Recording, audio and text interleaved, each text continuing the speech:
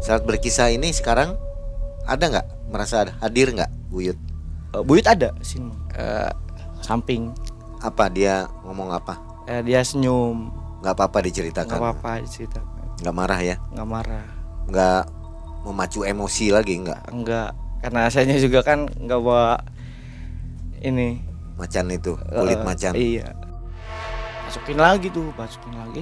Ya, saya tangis karena saya ngerasa kebal nih. Saya tangis. Lawannya kan lari sendiri, Mang. Akhirnya saya balik lagi ke teman saya. Udah mempan ya? Iya. Karena saya ngerasa udah ada pegangan nih. Bawaannya kan panas terus karena panasnya mah dari kulit macan sih.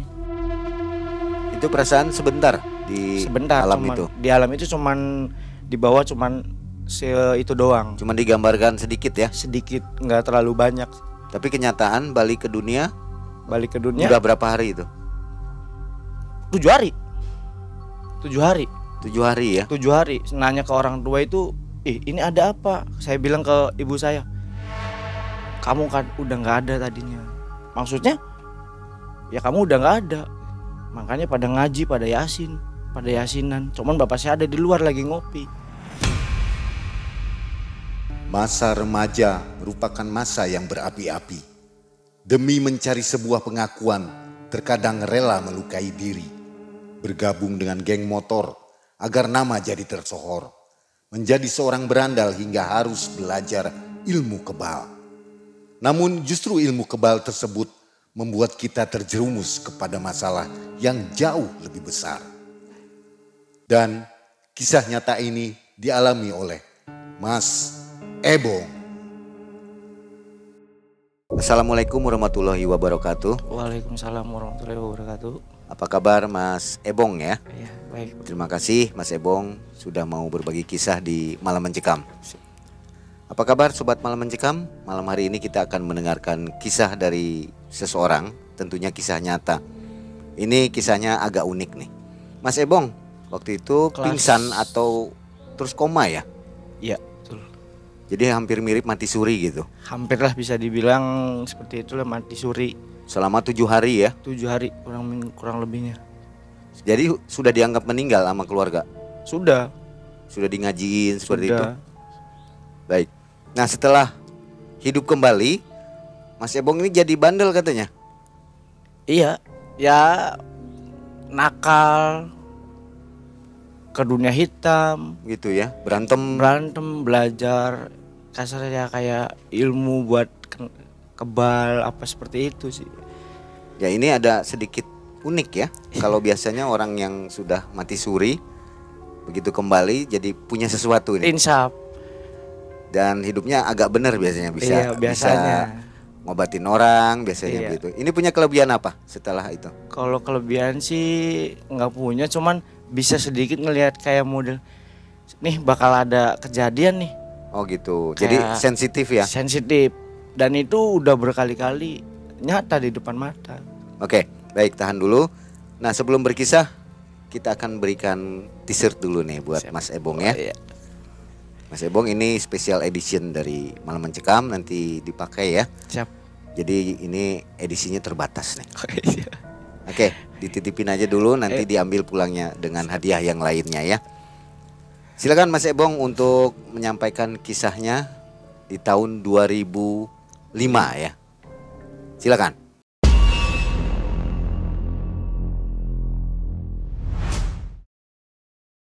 Jadi gini Mang, waktu 2005 diminta sama orang tua buat bantuin renovasi rumah. Itu disuruh ngambil palu tuh, akhirnya saya lari kan waktu kecil. Lari, nabrak pintu lah situ, nabrak pintu sakit tuh Mang. Setelah sakit itu panas, step lah kasarnya, kejang karena masih kecil sih, kejang itu.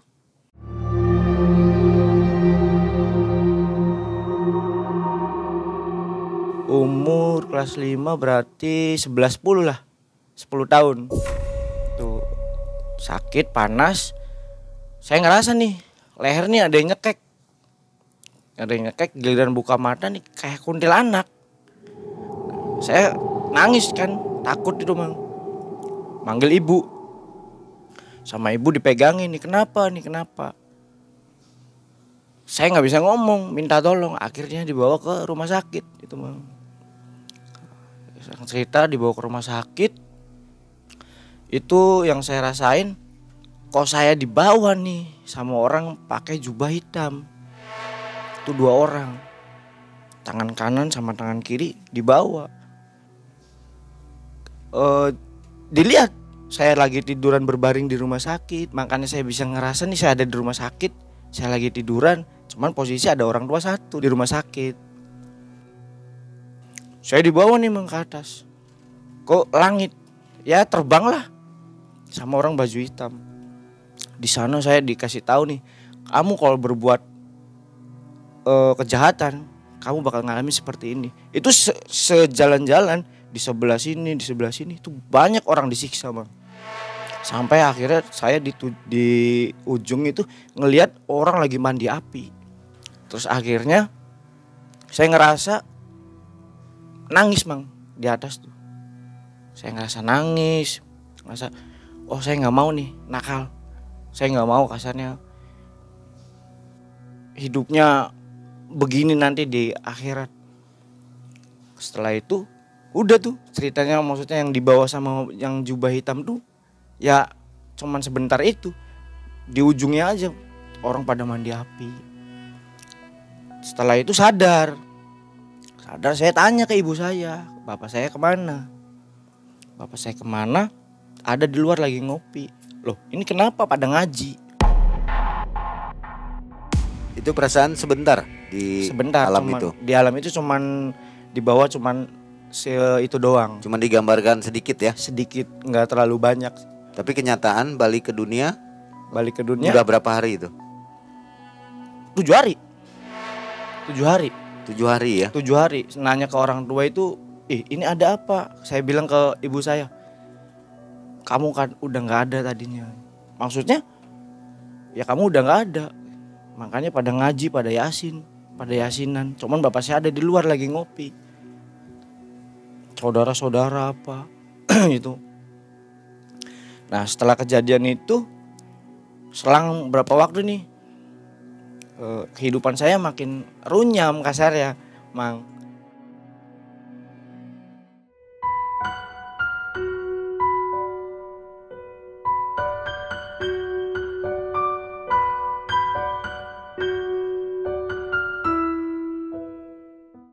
Saya waktu itu keluar sekolah terusnya ikut kerjalah di teman bang. Di stempel bikin plat motor. Nah bikin plat motor tuh di tahun berarti 2017-2018 lah. Setelah dewasa. Setelah dewasa. Jadi kejadian setelah SD sampai dewasa itu nggak ada apa-apa. Nggak ada. Jadi ceritanya bermula di dewasa ini ya. Di dewasa. Itu lagi bikin stempel. Saya ngerasa nih jalanan nih kok sepi.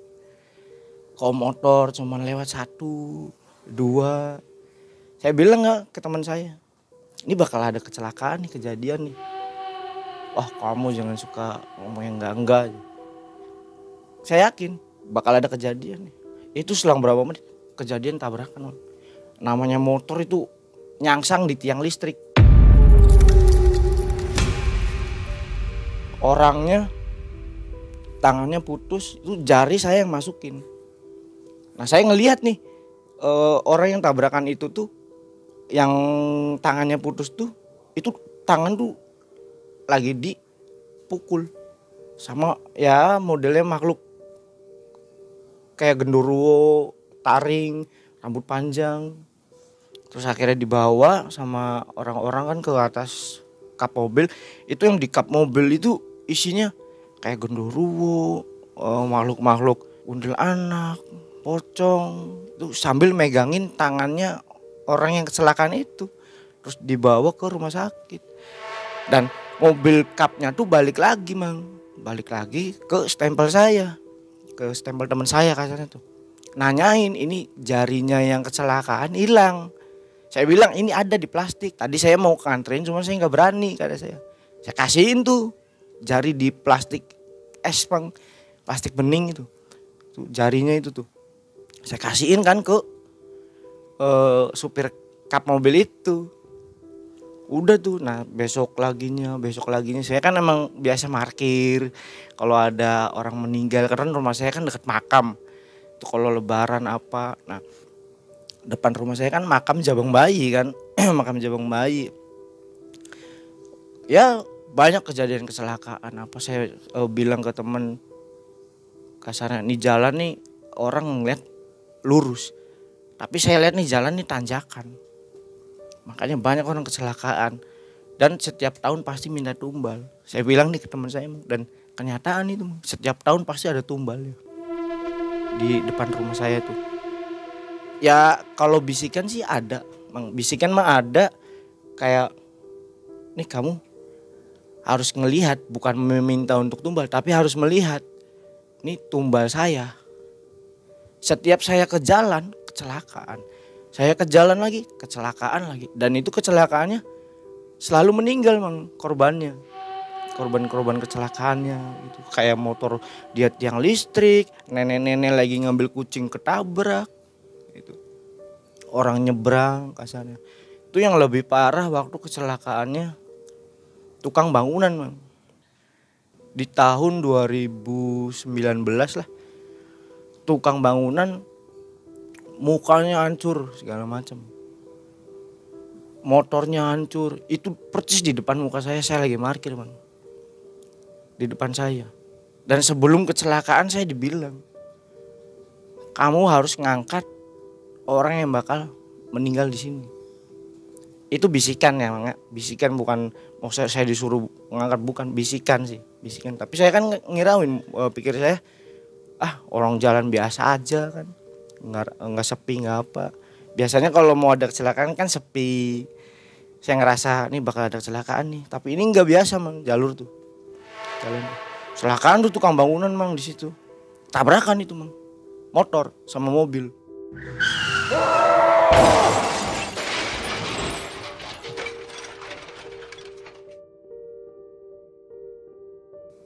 Masuk ke kolong. Mukanya udah nggak ngebentuk lah, udah ke aspal. Soalnya masuk ke kolong mobil itu. Itu yang bikin saya kagetnya, si korban tukang bangunan itu tuh arwahnya nih ngobrol sama saya, minta tolong buat tolong diangkatin, tolong dibantu gitu tuh si arwahnya tukang bangunan itu tuh. Muka bener, cuman saya lihat di jalan mukanya rusak.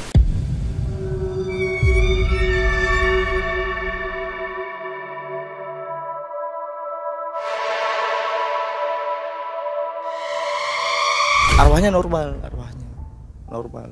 Tuh setelah kejadian saya koma di rumah sakit tuh saya banyak ngalamin hal-hal seperti kayak gaib.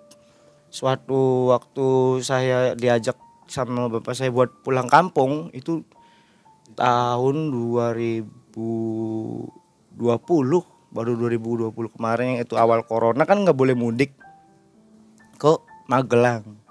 Setelah ke Magelang kan ngelewatin Alas Roban tuh Orang bilang di Alas Roban kan isinya tempatnya jin, makhluk-makhluk gaib apa.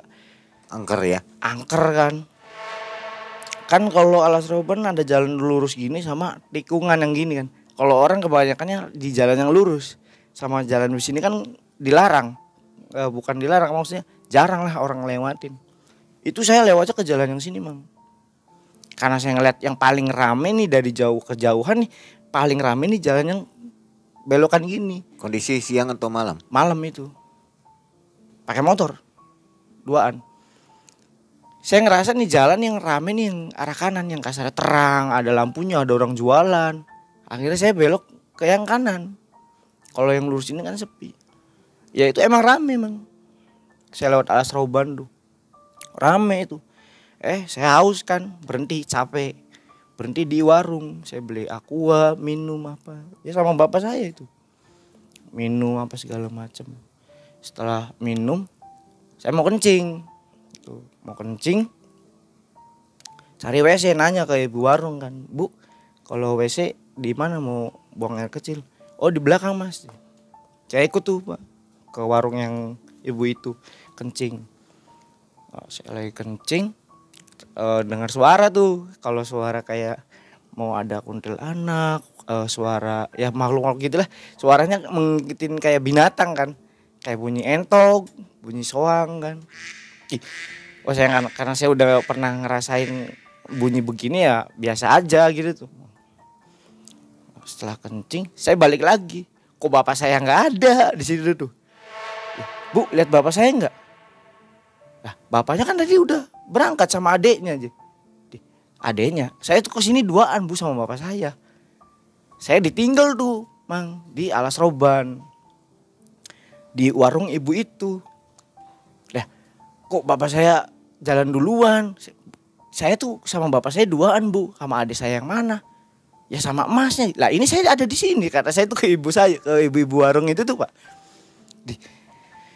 Akhirnya saya telepon bapak saya, nggak diangkat-angkat itu tuh.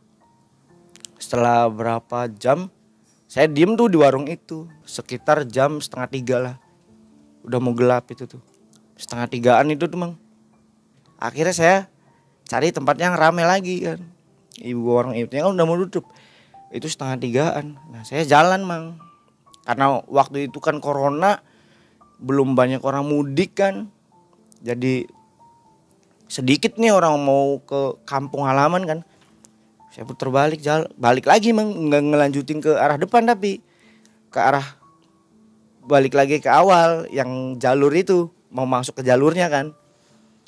Saya balik lagi ada bapak-bapak tuh bilang, lah kok Dek kamu dari mana bawa tas? Ya habis dari situ Pak, saya ditinggal sama bapak saya. Bapak sayanya duluan ke kampung, tadi saya berhenti di warung kata saya. Saya kencing di warung. Warung mana kata si bapak-bapak yang itu tuh. Warung mana? Itu warung situ Pak. Saya kan tadi habis kencing beli minum sama bapak saya. Saya ketinggalan sama bapak saya. Lah Dek itu sepi. Saya kaget Pak ngeliat. Lah kok sepi, perasaan tadi rame. Banyak warung, banyak orang jualan. Bahkan saya juga kencing. Itu sepi Dek. Coba Ade lihat sih. Pas saya lihat. Oh iya sepi.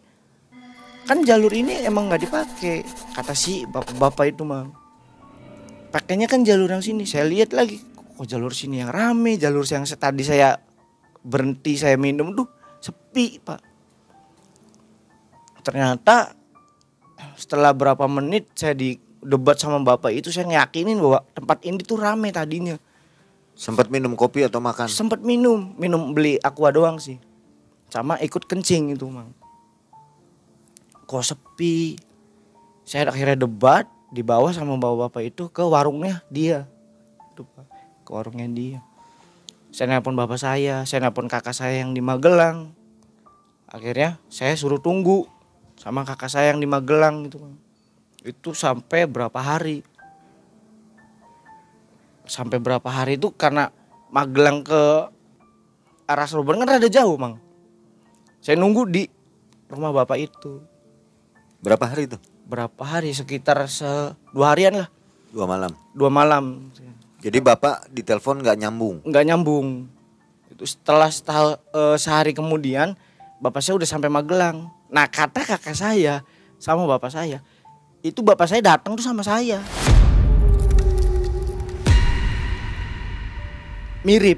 Setelah tahunya bahwa itu bukan saya, bapak saya masuk ke dalam rumah kakak saya. Itu saya udah nggak ada katanya, dicariin lah. Akhirnya kakak saya ngeliat HP, ada telepon dari saya. Saya bilang saya ketinggalan di Alas Roban. Di Alas Roban itu. Akhirnya kakak saya balik lagi ke Alas Roban dong Mang. Itu nyari saya, sekalian jemput. Saya juga telepon kan ada di Alas Roban di warung, saya bilang. Karena warung ini kan warung rumahan Mang. Warungnya itu rumahan, bukan kayak warung yang pakai terpal bambu gitu kan. Nah setelah itu saya sambil nungguin kakak saya sama bapak saya jemput tuh, saya tinggal di rumah itu Mang. ngobrol-ngobrol ceritanya tentang katanya Alas Roban emang tempatnya banyak seperti itu, makhluk-makhluk gaib. Kalau orang yang bisa ngelihat mah ya di belokan itu tuh katanya bisa ngelihat itu pasarnya makhluk-makhluk gaib. Ya yang saya lihat ya memang seperti itu, Mang. Cerita, iya Pak, saya bilang ke bapak-bapak yang orang Alas Roban itu. Iya memang saya lihat tuh emang orang jualan semua isinya. Tapi si bapak-bapak ini asli ya? Asli orang manusia. situ, asli manusia, Mang. Jangan-jangan ketipu lagi nanti. Yang asli manusia itu. Asli manusia dan ceritain semua tentang celuk beluknya Alas Roban seperti ini. Terus bilang katanya jangan buang sembarangan sampah atau buang puntung rokok. Kalau buang puntung rokok pasti kebawa ke alamnya. Yaitu saya pun kadang saya ngebuang bungkus plastik. Makanya saya berhenti, saya beli minum. Kata bapak-bapak itunya tuh bilangnya seperti itu ya. Saya kan nggak tahu nggak sih, Mang. Teman saya kan bisa ngerasain. Sebelumnya saya berangkat ke mudik atau sama bapak saya juga kan saya ngerasain nih. Bisa ngerasain nih bakal masuk ke jalurnya kemana. Cuman giliran di Alas Roban tuh saya nggak bisa ngerasain, Mang. Bapak sendiri nggak tahu kalau itu masuk ke alam lain? Nggak tahu. Ya taunya itu tempat ramai. Sama lihatnya juga rame Bapak? Rame sama. Bapak saya juga ngerasanya rame. Terus bapak saya tahu saya bilang maksudnya kencing setelah saya dijemput. Cerita semua saya sama bapak saya. Ya selain saya bisa maksudnya sedikit ngelihat gitu, saya juga pernah nakal, Bang. Nakal belajar ilmu hitam. Jadi bawaannya tuh pengennya nakal aja ya? Nakal aja, nggak ada ke jalur buat sholat, puasa, nggak ada sedikit pun.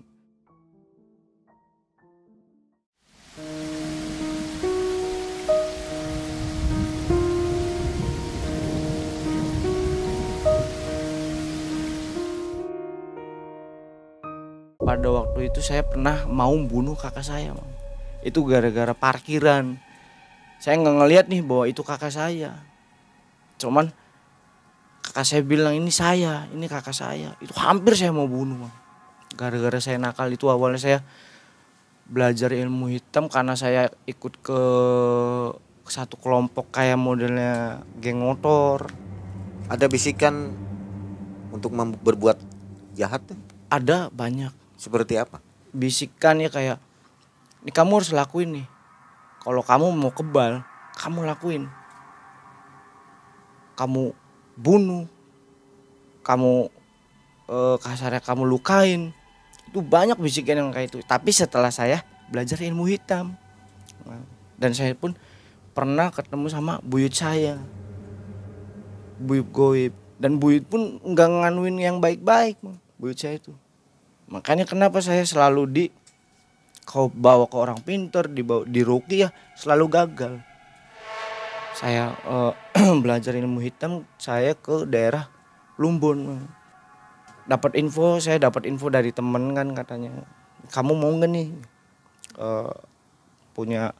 punyaan. Kalau orang Cirebon kan bahasanya kan gitu, Mang. Kita dua-duaan makanya ini gelem beli. Ya akhirnya saya bilang, wah di mana? Plumbon.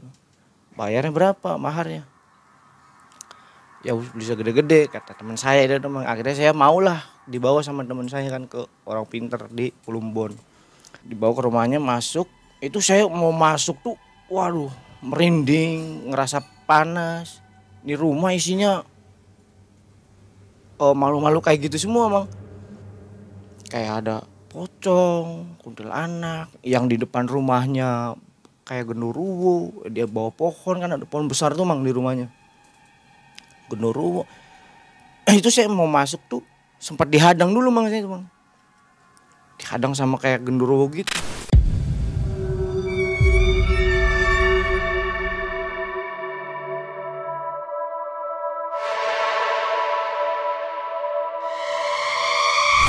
Cuman saya nggak hirauin kan, saya masuk aja ke dalam. Nah, nggak taunya si bapak-bapak yang dukun, yang bisa dibilang dukunnya tuh manggil, masuk aja Kang. Kira saya masuk tuh, ada keperluan apa, ini saya sama teman saya ngobrol nggak sih sama si mbahnya, ngobrol segala macem. Saya bilang mau. Cuman si abah ini nih udah ngeliat nih Mang, bahwa saya juga ada buyut saya di belakang. Ya bisa ngebaca gitu Mang, bisa ngebaca bahwa nih kamu kenapa kesini? Kamu kan udah ada buyut kamu. Maksudnya saya bilang gitu kan, saya ngerasa aneh. Buyut saya kesini sendirian sama teman saya bilang gitu. Enggak, emasnya katanya, ini sih emasnya nih, kamu nih ada buyutnya di belakang ngikut, kata si dukunnya tuh Pak. Akhirnya udah ngomong gitu ya, dibolehin lah sama si mbahnya tuh. Saya mau lebih bergelut lagi ke dalam lah, karena saya buat jaga-jaga. Saya juga kan karena ikut ke kelompok yang bisa disebut geng motor lah Pak, dulu waktu dulu tuh tahun 2019 2020 lah. Akhirnya saya ngobrol-ngobrol di situ sama teman saya, sama mbahnya juga kan. Saya ngobrol sama mbahnya. Akhirnya dikasih syarat lah, saya disuruh lidahnya disuruh melet, terus suruh ngelakuin puasa, terus suruh ngelakuin kasarnya kayak ini kamu harus ngambil kasarnya buat ngebacok darah ini, terus kamu darahnya ambil gitu. Terus pada akhirnya saya dikasih kulit macan itu tuh. Saya ngelakuin tuh Mang semua Mang, saya puasa. Syarat yang kedua, saya buat suruh ngambil darah, saya bacok lah kakak saya Mang itu karena permasalahan parkiran. Saya bacok kakak saya bilang, ini saya kakak kamu. Saya nggak mikirin Mang, karena saya udah gelap lah, udah nggak mikirin bahwa itu kakak saya kan. Yang penting saya dapat darah nih supaya saya bisa kebal. Akhir kebacok, saya ambil darahnya kakak saya. Saya kasar saya tekan lah, saya masukin ke kantong plastik kan. Apa? Daerah mana dibacok? Di daerah bagian mana? tangan lengan. Saya bacok kakak saya kan. Saya ambil darahnya, saya masukin plastik. Sama syarat ketiga, saya kan disuruh mandiin kulit macan. Saya mandiin pakai kayak cairan yang orang biasa jualan kembang gitu Mang, kayak menyan sama cairan merah lah. Cairan merah tuh. Saya mandiin tuh kulit macan Mang. Setelah saya mandiin, saya makanin kantil, saya makanin melati kan. Saya kumpulin nih syarat-syarat yang udah saya dapat kan. Saya kasihin ke mbahnya. Selamanya saya dikasih kain hitam. Tuh dari situ Mang, saya ngerasa nih diri saya nih kebal nih. Langsung terasa kebal ya? Iya saya. Kakaknya gimana? Lapor polisi atau gimana? Enggak, saya kabur dari rumah Mang setelah kejadian. Oh, setelah bacok langsung bacok kabur? kakak saya kabur dari rumah. Ya laporan sih enggak dari keluarga saya, cuma saya dicari nggak sih sama orang tua apa, sama kakak saya juga yang perempuan yang nomor 1. Saya kabur dari rumah tuh Mang, saya hidupnya ngekos, ya makan seadanya, hidup di jalan lah. Kehidupan saya jadinya berantakan itu Mang. Hidup di jalan, saya udah ngerasa kebal nih. Saya ikut kelompok geng motor. Dari situ saya tawuran, saya ngebacok orang. Kalau ngebunuh sih belum pernah, cuman ya ngebacok lah, kayak nyelakain orang saya pernah gitu. Jadi orang ngebacok si masnya ini nggak mempan? Nggak mempan itu. Terbukti nggak? Ya sudah terbukti. Itu waktu tahun 2021 yang tahun 2 tahun yang lalu lah. Saya di itu Mang. Saya kan sama teman-teman saya tawuran tuh. Musimnya kan kemarin yang kayak tawuran kayak di Jakarta, COD-an kita janjian apa. Perang kampung ya, antar kampung kan akhirnya saya jatuh Mang itu tuh. Saya jatuh, saya dibacokin. Cuman teman saya ngira saya udah meninggal, udah kenal lah sama lawan nih Mang. Akhirnya saya ditinggal tuh sama teman saya Mang. Pikirnya teman saya udah digerubungin sama lawan kan, udah dibacokin ya apa. Gak tahu saya pulang nih ke kampung saya, ke tongkrongan, ke anak-anak. Loh, kamu udah balik lagi, Bong? Iya, kenapa sih? Tadi kan ya kena aja apa? Gak apa-apa. Saya lihat di belakang cuman kayak jaretan orang kena kawat gitu Mang. Kayak orang kena kawat. Sejaret. Nah, ya itu bekas bacokan. Bekas bacokan itu tuh. Makanya teman-teman saya pada kaget kan. Coba lihat badannya, coba buka, Bong, badannya. Saya buka kan badan belakang. Itu kena kayak besetan sedikit doang kan. Saya ngerasa, nah panas, bawaannya selalu panas Mang. Setelah saya dapat dari mbah itu bawaan pengennya berantem terus. Sampai saya ribut itu ribut lagi. Saya kenal lagi itu tuh. Saya kenal lagi sama lawan kan. Karena saya juga kan umur saya udah sedikit dapet. Kalau teman-teman saya kan masih muda-muda, lari kan udah nggak kuat Mang. Saya jatuh tuh. Saya dimasukin lagi. Ya saya tangis karena saya ngerasa kebal nih. Saya tangis. Lawannya kan lari sendiri Mang. Akhirnya saya balik lagi ke teman saya. Teman saya ngebantuin tuh. Udah memban ya? Iya. Karena saya ngerasa udah ada pegangan nih. Bawaannya kan panas terus karena panasnya emang dari kulit macan sih. Akhirnya saya punya pikiran gak sih Mang, ini kalau saya pegang terus nih saya hidupnya begini terus gitu. Hidup saya selalu begini gitu tuh. Akhirnya saya kasihin nih Mang si kulit macan nih ke teman saya. Saya kasihin ke teman saya. Saya bilang, nih kamu bisa gak nih kamu makaninnya? Kamu bisa gak mandiinnya? Teman saya bilang, bisa. Oh ya udah kalau kamu bisa, sok nih. Nah, setelah itu saya kasihin. Selang berapa menit teman saya kesurupan Mang.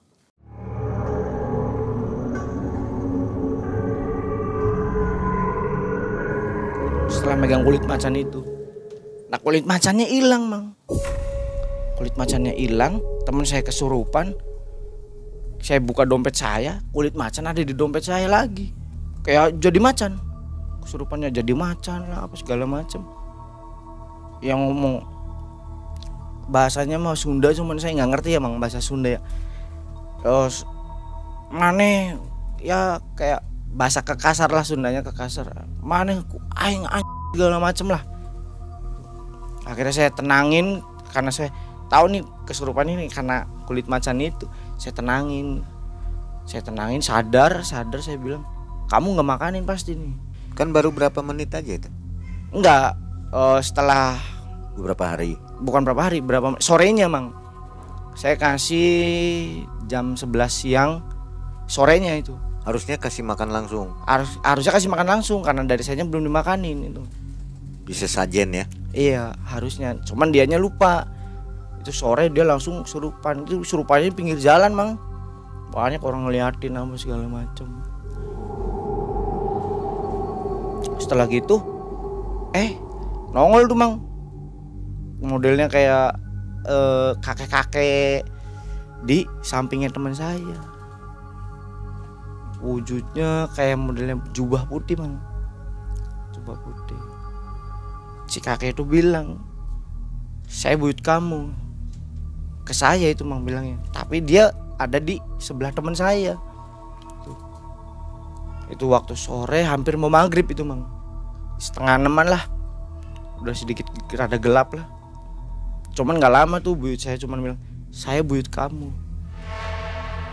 Tuh. Dari situ saya langsung balik ke rumah tuh Mang.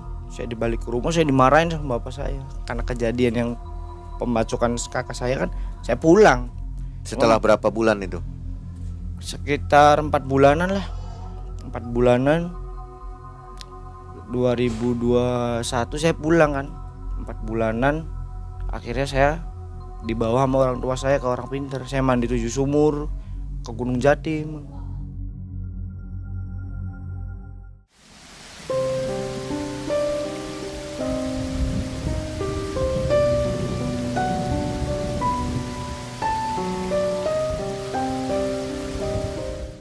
Kalau Gunung Jati kan mandi 7 sumur ada tangganya kan Mang.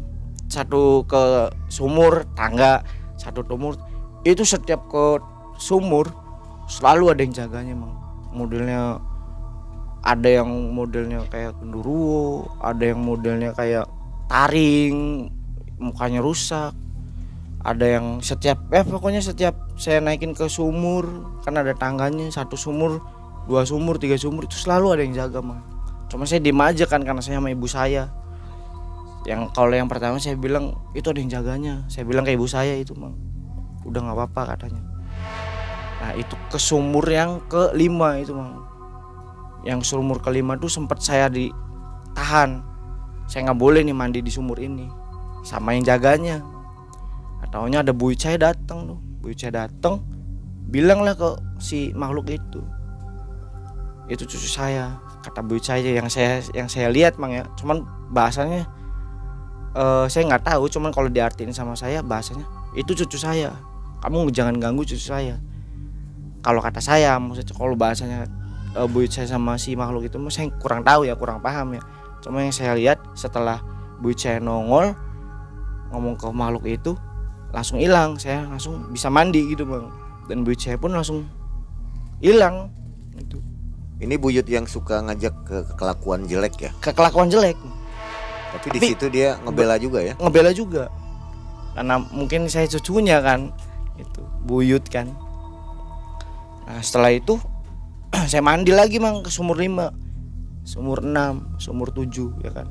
Setelah ke sumur 7 kan dibawa ke kayak modelnya masjid kan kalau di Gunung Jati itu Mang. Itu saya ditolak Mang. Ditolak sama kayak model ustadznya. Kamu jangan kesini, badan kamu kotor. Kalau mau kesini kamu buang dulu. Ya justru saya kesini mau dibuang Pak.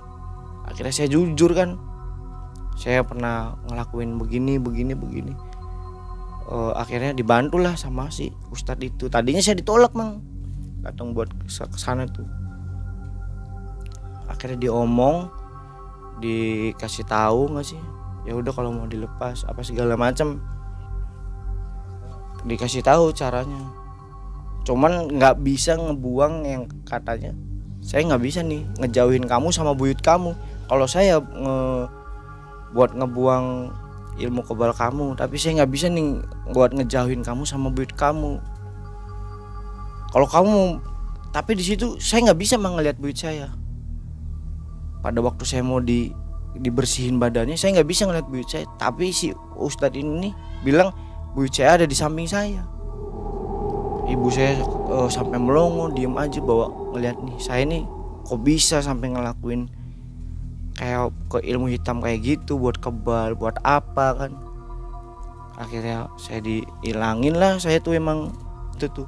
Ustadz itu bilang katanya udah Bu, ini udah bersih anaknya, karena udah dimandiin, udah apa bersih, ya udah pulang lah Mang situ. Pulang, saya cek nggak sih dompet saya, itu ada lagi yang namanya kulit macan Mang, ada lagi di dompet saya. Akhirnya ibu saya kok bisa ada lagi, ya saya nggak tahu.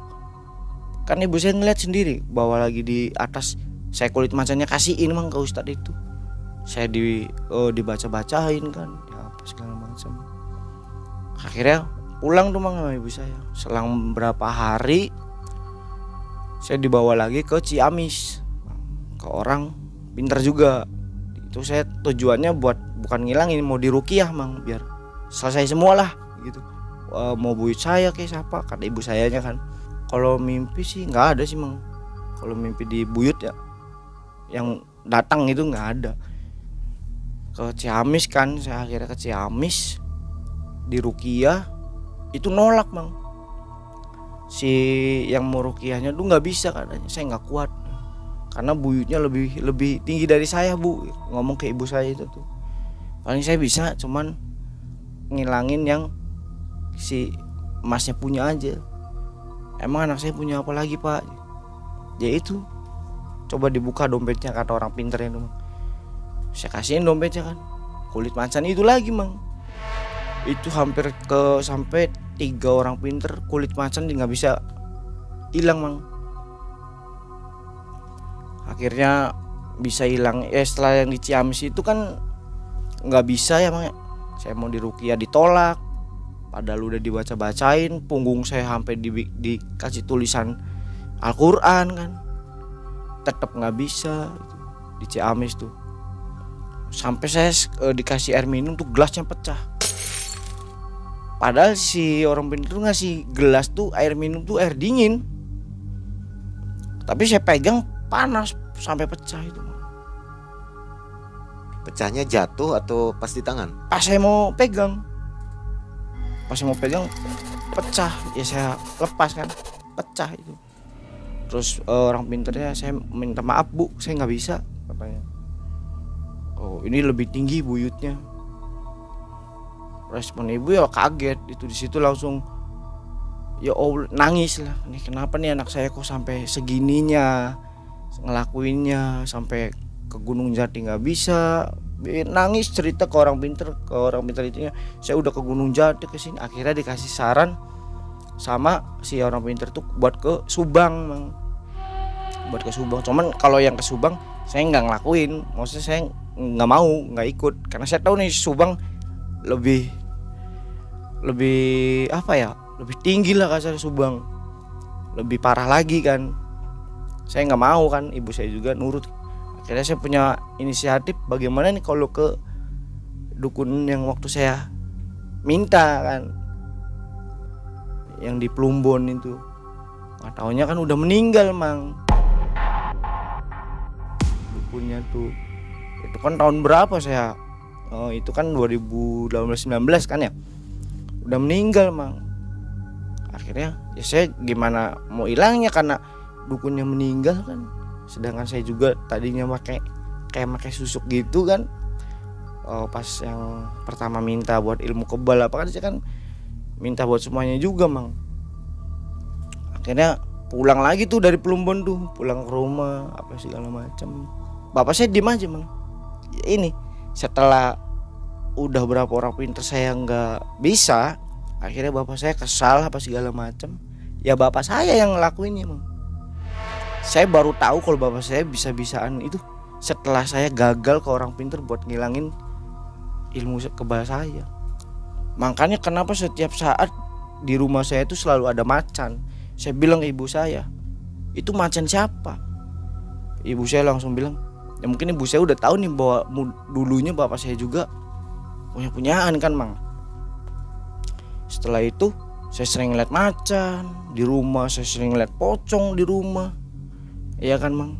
Kalau pocong mah mungkin kata ibu saya, sebelum saya di rumah itu memang rumah saya kan bekas jalan kereta. Orang bunuh diri di rumah itu kan. Akhirnya ibu saya cerita ke bapak saya, karena udah mentok nih Mang.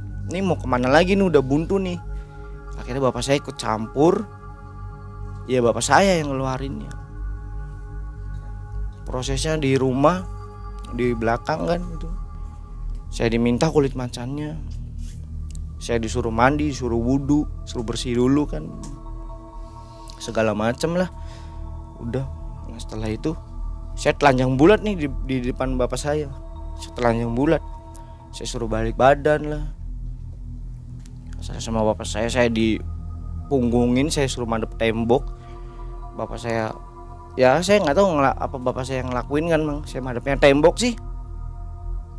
Setelah itu udah tuh saya suruh pakai baju. Dari situ saya kok ngerasa nih di sini maunya di rumah. Ada temen apa nyamper, saya nggak mau, saya ngalahin. Setelah itu tuh Mang, nah setelah itu saya lihat dompet saya emang udah nggak ada nih kulit macan nih Mang. Tapi bapak saya nggak mau keluar dari kamar itu Mang. Bapak saya mau ngeliat dari kamar, saya penasaran kan, saya mau ngeliat nih bapak saya ngapain nih. Saya baru ngeliat buka pintu, itu saya ngeliat macan Mang. Itu macan lagi berantem sama bapak saya. Macan yang selalu saya lihat tuh Bang, itu lagi berantem sama bapak saya Mang. Macannya ya besar lah, beda sama macan-macan normal ya Mang. Kayak macan jadi-jadian gitu lah. Itu lagi berantem sama bapak saya Mang. Saya mau nolongin kan, sama saya dilarang sama ibu saya nggak boleh masuk. Nah udah itu setelah berapa menit bapak saya keluar. Bapak saya keluar terus nasihatin saya, jangan sekali-kalinya saya mainan kulit macan.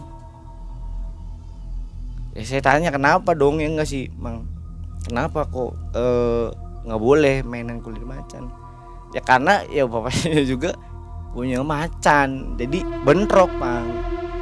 Jadi bapak saya ya sama yang dulu yang bapak saya muda bapak saya lakuin tuh dilakuin sama saya. Dan sama saya nganu kulit macan, bapak saya nganu macan. Cuman saya kan awalnya nggak tahu bahwa bapak saya nganu macan sih Mang. Nah itu aslinya yang kejadian waktu di Magelang mudik itu, yang mudik di Alas Roban itu aslinya bapak saya tuh tahu Mang. Akhirnya kan cerita semua. Jadi pura-pura ya? Iya, sengaja bapak saya, karena sengaja nih nggak mau ngasih tahu, karena nggak mau nih berantem di jalan sama saya. Bapak saya tuh Mang. Akhirnya ya bapak saya tuh aslinya tahu semua. Saya kabur, saya dicariinnya sama ibu saya Pak. Ya karena bapak saya tahu gitu. Nggak mau lah saya sampai berantem nih sama anak saya. Bapak tahu punya ilmu? Aslinya tahu Mang. Cuman diam juga? Diem. Aslinya tahu. Apa yang saya lakuin di luar apa aslinya tahu bapak saya Mang. Cuman kan memang karakter bapak saya orangnya diem ya, diem terus nggak mau banyak omong gitu. Aslinya tahu semua itu kejadian saya. Makanya kejadian saya dibacokin, kejadian saya ngebacok orang sampai di penjara, bapak saya nggak pernah ikut campur, nggak pernah nolongin saya. Karena itu Mang, ternyata bapak saya juga sama. Dari situ sembuh? Belum Mang. Belum. Masih ada sedikit lah, cuman masih lebih banyak di rumah itu. Setelah kejadian bapak saya ngobatin saya lebih banyak di rumah, cuman banyak hal-hal yang saya alamin kalau selama di rumah.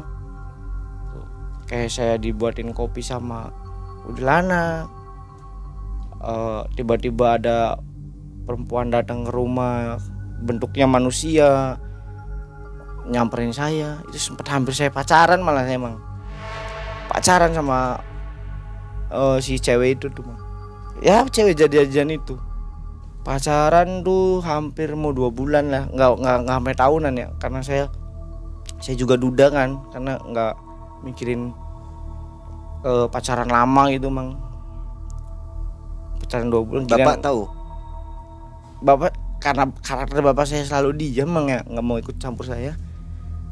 Setelah mau nikah sama si perempuan itu, bapak saya bilang bahwa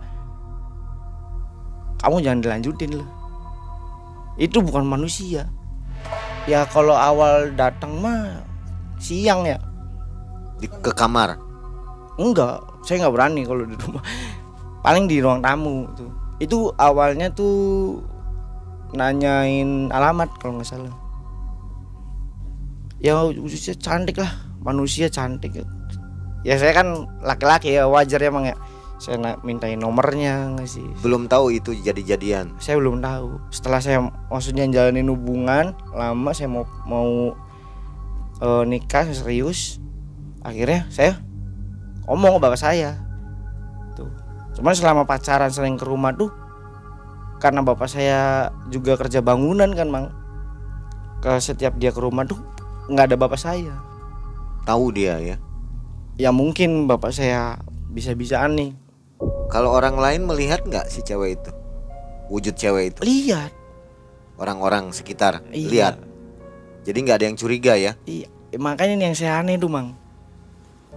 Orang lihat, cuman ke setiap minta makan keluar tuh posisinya malam. Kalau siang di rumah.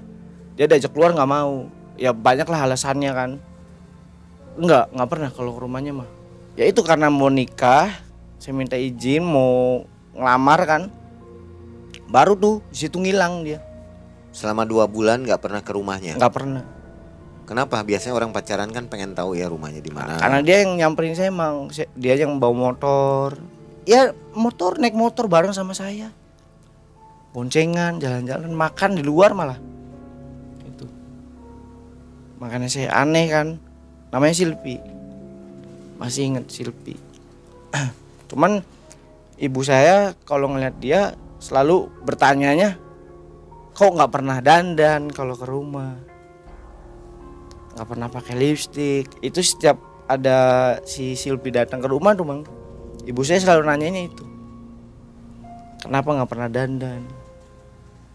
Ya jawabannya nggak suka dandan. Begitu hilang dicari ada nggak? Nggak ada Mang sampai sekarang. Sampai sekarang. Sampai sekarang. Jadi selama 2 bulan tuh nggak curiga? Yang setiap malam pernah saya anterin ya. Pernah saya anterin tuh di situ cuman ada pos 1 Mang. Daerah mana? Di daerah Kebon Pring. Cuma Kebon Pring kan banyak ruko-ruko. Saya masuk ke daerah Kebon Pring yang saya anterin tuh, saya telusurin ke dalam tuh cuman ada pos 1 Mang. Itu. Nyatanya apa? Ya bukan rumah. Kalau sekarang ini posisinya seperti apa? Kondisinya? Kondisi daerah Iya. dekat rumahnya itu. Ya pos. Ada posnya? Gubuk lah, gubuk. Gubuk cuman 1 sama kesininya sawah lah. Ada, Nggak ada rumah-rumah lain? nggak ada. Setiap saya mau ke rumah nggak boleh, selalu nggak boleh. Itu. Tuh setelah itu udah tuh saya nggak bolehin nggak sih sama bapak saya Mang. Nah, dari situ saya lebih banyak di rumah. Saya disuruh puasa, ibadah apa ya sedikit Mang. Sedikit apa namanya? Ngelakuin lah, cuman masih lebih banyak ya enggak gitu tuh. Makanya akhir-akhir ini lebih banyak di rumah karena saya udahlah, saya mau hilang lah, saya mau hidup normal lah kayak yang lain gitu tuh. Saya nggak mau nyoba kayak gituan lagi. Dan saya juga punya anak kan. Saya kasihan, takutnya anak saya nanti kedepannya kayak saya kan. Sekarang udah sembuh ya, udah normal? Alhamdulillah Mang. Setelah disembuhkan bapak ya? Iya, alhamdulillah udah normal. Perbedaannya kalau dulu banyak bisik-bisikan buat ke yang negatif ya. Kalau sekarang lebih banyaknya ke positif. Sampai sekarang pun ya masih ada buyut saya. Buyut saya juga nggak mau hilang, kata bapak saya juga. Saat berkisah ini sekarang ada nggak? Merasa hadir nggak buyut? Buyut ada sini. Di mana? Samping. Apa dia ngomong apa? Dia senyum. Nggak apa-apa diceritakan? Nggak apa-apa diceritakan. Nggak marah ya? Nggak marah. Nggak memacu emosi lagi nggak? Enggak, karena saya juga kan nggak bawa ini. Macan itu, kulit macan. Iya. Kulit macan udah hilang sekarang? Macan udah hilang, udah nggak ada. Oke. Cuman adanya yang dari bapak saya doang. Ini kan bandel, sering berantem. Mesti banyak musuhnya nih. Banyak. Masih banyak musuh yang Masih dendam. banyak. Mau disampaikan barangkali mereka nonton. Ada yang ingin disampaikan nggak? Buat korbannya adalah buat korbannya saya maksudnya minta maaf. Karena dulu saya kebawa sama hal-hal yang negatif kan. Saya minta maaf ke kejadian yang kemarin-kemarin.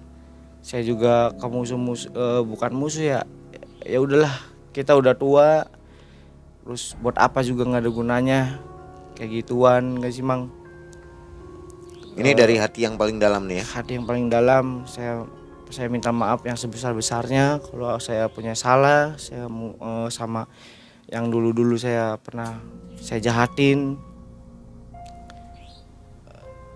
Ya udahlah, kita maksudnya saudaraan kan lebih baik Mang daripada kita bermusuhan.